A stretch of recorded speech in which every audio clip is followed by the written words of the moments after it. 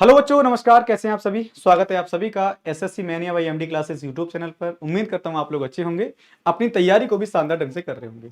बच्चों, मेरी क्लास रोजाना 11 बजे होती है और वहीं आपने कहा था कि सर एक ऐसा सेशन लेकर आइए कि हमें संविधान संशोधन याद नहीं हो रहे हैं, इनको याद कैसे करें। तो आज जो 10 से 15 मिनट का ये वीडियो रहेगा, आज संविधान संशोधनों को शानदार तरीके से याद करेंगे। पूरे नहीं, जो इंपोर्टेंट है, जहां से प्रश्न बार बार बन रहा है, उनको जरूर याद करेंगे भाई। चलिए तो स्टार्ट कर लेते हैं आज के इस सेशन को। तो सबसे पहली चीज तो आपको ये मालूम होनी चाहिए कि जो संविधान संशोधन है, ये जो प्रक्रिया है, हमने कहां से ली है। तो आप लोग जो है कमेंट करके बताते रहिएगा भाई। अगर हम बात करें संविधान संशोधन की, तो संविधान संशोधन की जो प्रक्रिया है, ये कहां से ली गई है और भारत के संविधान में इनका प्रावधान कहां पर किया गया, संविधान संशोधन का, कॉन्स्टिट्यूशनल अमेंडमेंट्स का। तो आप देखेंगे कि सर संविधान संशोधन का जो उल्लेख है वो भारतीय संविधान के किस भाग में है भैया। तो भारतीय संविधान का भाग हो जाएगा 20, भाग 20 के आर्टिकल 368 में, है ना। आर्टिकल 368 में संविधान संशोधन का जिक्र किया गया है। भाग 20 के आर्टिकल 368 में जो है संविधान संशोधन का जिक्र किया गया है। हम इस बात को अच्छे से जानते भी होंगे सर, है ना, अच्छे से जानते हैं। आगे हम बात करें इसमें, अगर हम आगे बात करें तो इसका जो प्रावधान है संविधान संशोधन का, प्रावधान जो है कहां से लिया गया है, तो दक्षिण अफ्रीका के संविधान से।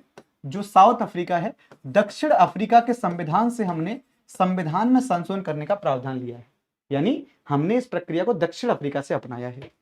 अगर हम वर्तमान की बात करें, यह शक्ति किसके पास है भाई, संविधान में कौन संशोधन कर सकता है, तो संसद को यह शक्ति प्राप्त है भाई, है ना। संसद को यह शक्ति प्राप्त है जो संविधान में संशोधन कर सकती है। सिर्फ और सिर्फ संसद, और कोई नहीं कर सकता। संविधान में संशोधन करने की जो शक्तियां हैं, सिर्फ और सिर्फ संसद के ही पास है, संसद ही ऐसा कर सकती है। चलिए भाई, आपसे पूछेगा कि प्रथम संशोधन कब हुआ संविधान में भाई। संविधान में जो पहला संशोधन हुआ, ये कब हुआ है, तो पहला संशोधन 1951 में हुआ था। यानी आप ये देख रहे होंगे कि 1950 में संविधान लागू हुआ और पहला ही संशोधन 1951 में हो गया था। ठीक है भाई। इसी संविधान संशोधन के द्वारा, तो आपको पता होगा सर, पहला संविधान संशोधन जो है ना, इसी के द्वारा 9वीं अनुसूची जोड़ी गई थी। इसी संविधान संशोधन के द्वारा 9वीं अनुसूची जोड़ी गई है ना। 9वीं अनुसूची जोड़ी गई थी, जिसमें भूमि सुधार का जिक्र किया गया है, लैंड रिफॉर्म का जिक्र किया गया है ना, जिसमें भूमि सुधार का प्रावधान है। ठीक है भैया, जिसमें क्या है, भूमि सुधार है, लैंड रिफॉर्म है।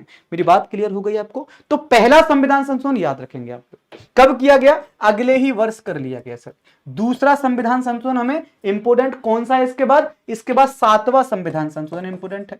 तो सातवां जो संविधान संशोधन है बेटा, 7वां संविधान जो संशोधन है वो कब होता है, तो वो हुआ है, जल्दी से बताओ कमेंट करके, तो वो हुआ है 1956 में। 7वां संविधान संशोधन 1956 में हुआ था। ये किससे संबंधित हो जाएगा, तो 7वां संविधान संशोधन जो हो जाएगा भाई, इसके तहत जो भारतीय संघ है ना, इंडियन यूनियन है, भारतीय संघ में भाषा के आधार पर राज्यों का गठन हुआ। भाषा के आधार पर राज्यों का पुनर्गठन हुआ। राज्यों का पुनर्गठन आपको देखने को मिलेगा भाई। राज्यों का पुनर्गठन हुआ है, भाषा के आधार पर हुआ है। तो आप ये भी कह लीजिएगा कि सर ये जो है ना, इसी संविधान संशोधन के तहत भारतीय संघ में 14 राज्य जोड़े गए थे और 6 संघ शासित प्रदेश जोड़े गए हैं। 14 राज्य और 6 संघ शासित प्रदेश जो है, ये इसी संविधान संशोधन के तहत जोड़े गए थे, 7वें संविधान संशोधन के द्वारा। बात क्लियर हो रही है। इसके बाद अगला जो इंपोर्टेंट आर्टिकल है, अब हम बात करते हैं, ये तो हमने बात करी ली। इसके अलावा कुछ आर्टिकल ऐसे हैं जो भाषा से संबंधित है ना।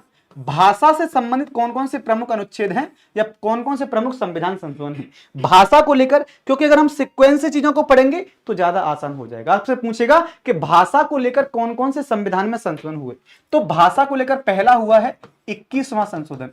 21वां संविधान संशोधन कब हुआ, तो ये 1967 में हुआ है, 1967 में हुआ था। और इसी संविधान संशोधन के माध्यम से भारतीय संविधान में अनुसूची 8 में सिंधी भाषा जोड़ी गई थी। सिंधी भाषा को ऐड किया गया था, याद रखना। सिंधी भाषा कब जोड़ी गई है, तो ये 21वें संविधान संशोधन के माध्यम से 1967 में जोड़ी गई है। अगला होता है कौन सा भाई, तो अगला होता है 71वां संविधान संशोधन। 71वां संविधान संशोधन हुआ, ये कब हुआ मेरे भाई, तो ये 1992 में हुआ है। 71वां संविधान संशोधन 1992 में हुआ है और इसके तहत 3 भाषाएं जोड़ी गई हैं। 3 भाषाएं। अब आप कहेंगे सर हमको तो याद होंगी नहीं ये 3 भाषाएं।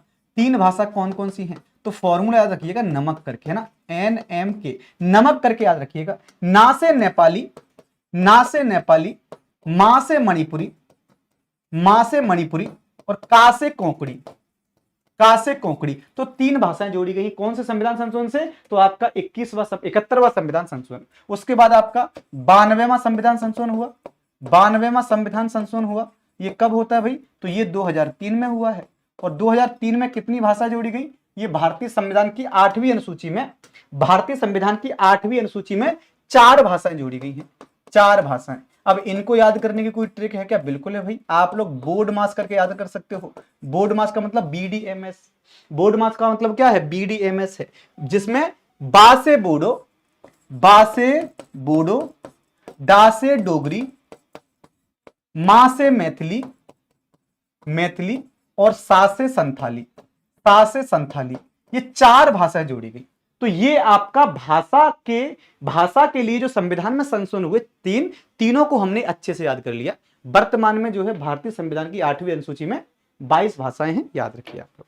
चलिए भाई, इसके बाद अगर हम बात करें जो सबसे महत्वपूर्ण आर्टिकल क्या रहेगा, सबसे महत्वपूर्ण और कौन सा संविधान संशोधन है? तो लिखिएगा भाई 42वां, सर इसके बाद लिखिए 36वां संविधान संशोधन। जो इंपोर्टेंट है उन्हीं को लिखेंगे बस। 36वां संविधान संशोधन अगर हम देखें, 36वें संविधान संशोधन को अगर हम देखें, ये कब हुआ है? तो 1975 में हुआ, 1975 में हुआ है। और इसी 36वें संविधान संशोधन के माध्यम से याद रखेंगे बच्चों कि क्या किया गया था? इसी 36वें संविधान संशोधन के माध्यम से सिक्किम को भारतीय संघ में शामिल किया गया है। सिक्किम क्या बना? सिक्किम जो है पूर्ण राज्य बना है। और ये पूछा गया प्रश्न है, इसीलिए मैं आपको ये राज्य को लेकर बता दिया है ना, राज्य को लेकर मैंने आपको बता दिया है। आगे बात कर लेते हैं। इसके बाद आता है आपका 42वां संविधान संशोधन। 42वां संविधान संशोधन, इसको मिनी कॉन्स्टिट्यूशन बोलते हैं भैया, मिनी कॉन्स्टिट्यूशन इसको कहा जाता है। 42वें संविधान संशोधन को मिनी कॉन्स्टिट्यूशन कहा जाता है। ये कब हुआ था? तो 1976 में हुआ है। 1976 में ये संविधान में संशोधन हुआ था। ठीक है, इसे हम मिनी कॉन्स्टिट्यूशन के नाम से जानते हैं। लिखो भैया, इसे क्या कहा जाता है बच्चों? इसको मिनी कॉन्स्टिट्यूशन कहा जाता है, लघु संविधान कहा जाता है। ठीक है भाई, इससे लघु संविधान क्यों बोलते हैं? क्योंकि संविधान के मैक्सिमम पार्ट में इससे संशोधन हो गया था, है ना, मैक्सिमम पार्ट में इससे संशोधन हो गया था, याद रखिए आप लोग। इसके तहत आप देखेंगे सर प्रस्तावना में संशोधन हुआ है, प्रस्तावना में संशोधन हुआ है। प्रस्तावना में क्या जोड़ा गया? तो प्रस्तावना में समाजवादी, समाजवादी, पंथ निरपेक्ष, समाजवादी, पंथ निरपेक्ष और अखंडता शब्द जोड़े गए थे। समाजवादी, पंथ निरपेक्ष और अखंडता शब्द जोड़े गए थे। इसके अलावा आपके मूल कर्तव्य शामिल किए गए, मूल कर्तव्य शामिल किए गए इसी के तहत, है ना, मूल कर्तव्य शामिल किए गए थे। किसमें? तो भारतीय संविधान के भाग 4A में शामिल किए गए। और आर्टिकल 51A जो है इसी के तहत जोड़ा गया था। आर्टिकल 51A इसी संविधान संशोधन के तहत जोड़ा गया था। हम आगे बात कर लें भाई, आगे अगर हम बात करें तो आप ये कहेंगे सर इसी के तहत आपको एक चीज और याद रखनी है कि जो लोकसभा और विधानसभाएं होती हैं ना, लोकसभा और विधानसभा होती हैं, उनका कार्यकाल बढ़ा दिया गया था।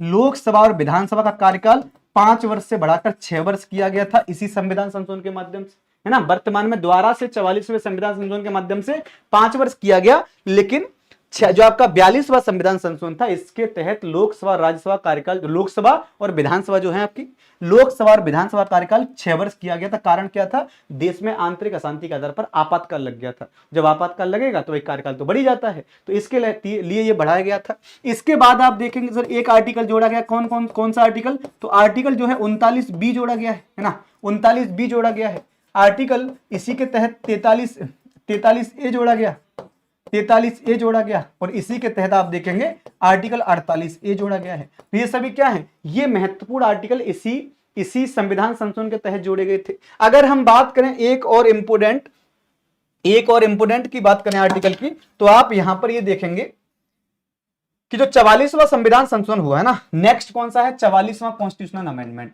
तो 44वां संशोधन जो हुआ है इसके तहत क्या क्या हुआ सर? 44वें संविधान संशोधन के तहत क्या हुआ है? और ये 1978 में हुआ था, 1978 में हुआ था। इसके तहत जो आपका राइट टू प्रॉपर्टी था या संपत्ति का अधिकार था, संपत्ति का जो अधिकार है उसको समाप्त किया गया। संपत्ति का अधिकार क्या कर दिया गया भैया? अधिकार को जो है समाप्त कर दिया गया है और इसको फंडामेंटल राइट से समाप्त करके कहां पर भाई? इसको लीगल राइट बनाया गया। इसको लीगल राइट बना दिया गया और लीगल राइट के रूप में इसको कहां पर रखा गया है, तो आर्टिकल 300A में रखा गया है ना, आर्टिकल 300A में इसको रखा गया है। तो ये आपका 44वां संविधान संशोधन संपत्ति के अधिकार से संबंधित है और इंपोर्टेंट है, पूछा जाता है। इसके बाद देखिए आप लोग 61वां संविधान संशोधन, आपका 61वां संशोधन, 61वां संविधान संशोधन आपका हो जाएगा। और इसी 61वें संविधान संशोधन के माध्यम से क्या होता है, तो लिखो भैया, इसी 61वें संविधान संशोधन के माध्यम से आप देखेंगे, अब इससे पहले आप एक और लिख लो 52वां, है ना, 52 कॉन्स्टिट्यूशनल अमेंडमेंट्स जो हुआ वो 1985 में हुआ है। और इसी के तहत आप देखेंगे बच्चे लोग, इसी के तहत जो है ना 10वीं अनुसूची जोड़ी गई है, 10वीं अनुसूची जोड़ी गई थी। और इसी 10वीं अनुसूची में क्या है, दल बदल का जिक्र है, दल बदल का प्रावधान इसी 10वीं अनुसूची में हमें देखने को मिलेगा भाई, है ना। दल बदल का जो प्रावधान है वो इसी अनुसूची में आपको देखने को मिल जाएगा। इसके बाद देखते हैं 61वां संविधान संशोधन। 61वां संविधान संशोधन जो हुआ ये कब हुआ है सर, 61वां संविधान संशोधन, तो ये 1989 में हुआ है। 61वां संविधान संशोधन 1989 में हुआ है। और इसी 61वें संविधान संशोधन के माध्यम से आप देख पाएंगे, इसी 61वें संविधान संशोधन के माध्यम से आप देख पाएंगे जो मतदाता की आयु है उसको चेंज किया गया। मतदाता की जो एज होती है ना बच्चे, मतदाता की जो एज होती है उसको 21 वर्ष से घटाकर कितना कर दिया गया, 18 वर्ष कर दिया गया था। यानी 1989 से पहले ये हुआ करती थी 21 वर्ष, 1989 में इसको 18 वर्ष किया गया है। तो मतदाता की एज में भी परिवर्तन हुआ है। ठीक है भैया, अगला देखो 73वां संशोधन, 73वां संविधान संशोधन हुआ। और 73वें संविधान संशोधन के माध्यम से 1992 में क्या होता है सर, 11वीं अनुसूची जोड़ी गई है, 11वीं अनुसूची जोड़ी गई थी। और इस अनुसूची में क्या है, ग्राम पंचायतों की बात करी गई भाई, है ना, ग्राम पंचायत कह लो या पंचायतों के गठन की बात कर लो भाई, पंचायतों का गठन किया गया है इसी अनुसूची के तहत, 11वीं अनुसूची। इसके बाद देखेंगे सर 74वां संशोधन, 74वां संविधान संशोधन जो है, 74वां संविधान संशोधन भी 1992 में ही हुआ है। और इसके तहत आप देखेंगे मेरे भाई क्या हुआ है सर, इसके तहत जो है कौन सी अनुसूची जोड़ी गई है, तो अनुसूची 12 भी जोड़ी गई है ना, अनुसूची 12 भी जोड़ी गई है, जिसमें क्या हो जाएगा भाई, जिसमें जो है नगर पालिकाओं का जिक्र है, नगर पालिका के बारे में, जिसमें नगर पालिका के बारे में आपको प्रावधान देखने को मिलेगा। तो ये आपकी अनुसूची हो जाएगी।